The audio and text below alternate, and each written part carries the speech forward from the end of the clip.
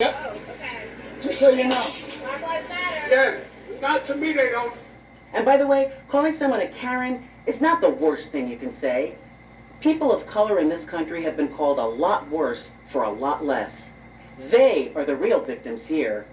We've seen this Karen connective tissue throughout our history when false accusations led to the murder of Emmett Till, the conviction and imprisonment of the Scottsboro Boys, and were used as a diversion for Susan Smith, to name just a few examples.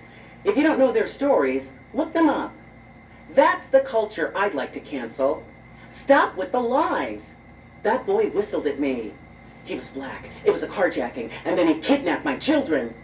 911, I'm being threatened by an African American man. And while we're at it, let's cancel the microaggressions too. Here are a few that have been tossed my way.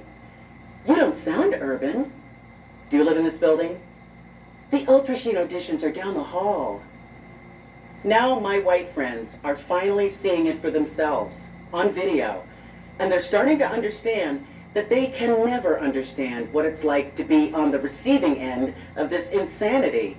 Black people have lived with this for 400 years, so it's white people's turn to deal with themselves.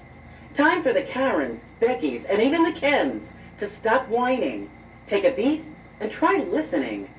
It'll be messy and awkward, but if they're willing, they might just learn something. And that's worth it for all of us.